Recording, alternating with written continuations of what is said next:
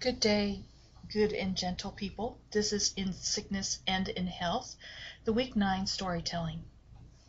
Definitions: sanctity, holiness of life or disposition, saintliness, the quality or condition of being considered sacred, something considered sacred.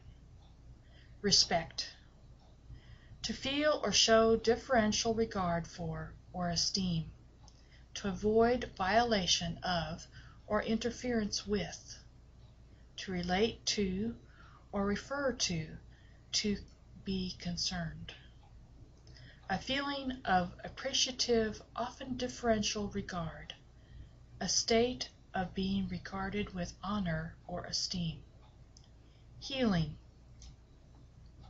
to restore to health or soundness, to cure, to set right or repair, to restore a person to spiritual wholeness, to become whole and sound, returned to health. Compassion, deep awareness of the suffering of another coupled with the wish to relieve it. Synonym is pity. These definitions illuminate the reading you are doing this week of what medicine is supposed to represent to our communities. You have learned about your body, and you know that when things go wrong, that you want a provider who defines these words: sanctity of life, respect for the body, the ability to heal, and the sensation of compassion.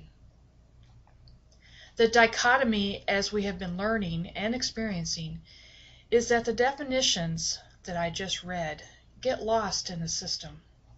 We are a number in the emergency room and with the insurance companies and with many, many other healthcare related activities.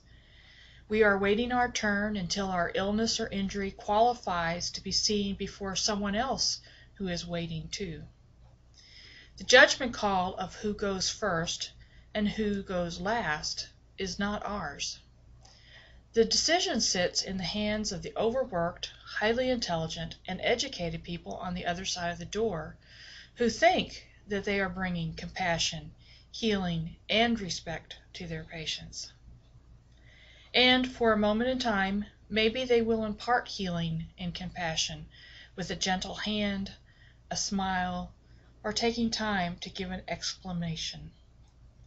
On the other hand, they may send a look to the technician in the room that says, "This one is wasting my time." If it was actually translated to what the eyes actually meant, it would probably be, "My extremely valuable, I am way smarter than you time."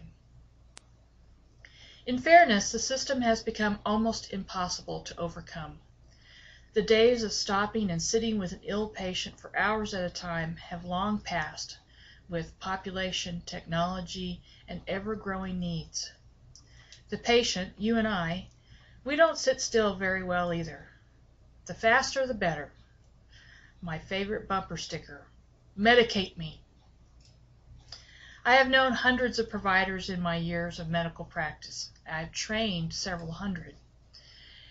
And most I have found did and do actually try to find sanctity, respect, healing, and compassion in their work with the ill and injured. They are as overwhelmed as their patients. I do remember with great clarity a day in 1991 when I saw 64 people in 10 hours. I often wonder how much respect and compassion I exuded that day. Occasionally, though, you do find one or two providers who should just not be touching people, ever. One that I remember quite clearly was an extremely intelligent and skilled ER physician. She hated people and their frailties. She hated speaking with patients. She hated listening to patients. She hated educating, mentoring, counseling, or even selling them on the right thing to do, which is the job of medicine. She was there for one reason only: medicine, more particularly the science of medicine, which challenged her intellect. It was her way or the highway. If you didn't like what she was saying, she just left the room. She needed to be a research nerd. She needed to be one figuring out the cure for our viral colds, our warts, and our HIV infections. She did not need to see people at their most vulnerable. As we approach the end of the course, you will note that we have raised more questions than answers. This is the very nature of medicine and of life. We know very little. We attempt to learn and to use that learning for good, and in the meantime events tend to overwhelm and we are pulled away from the core reason for being: sanctity, respect, healing, and compassion.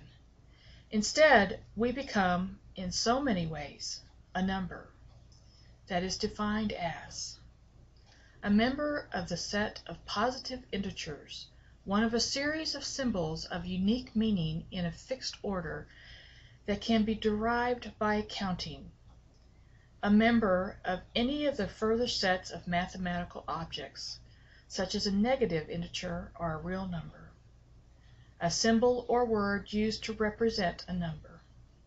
And this is the definition that most of us fit when we're in an ER. A numeral or a series of numerals used for reference or identification. I recommend that you read 35 More Secrets the ER Staff Won't Tell You, that was published by Reader's Digest in March of 2010. The citation is added to the storytelling script that you are now listening to. Look for it and read it. It has a lot of good information. Have a good day and study well.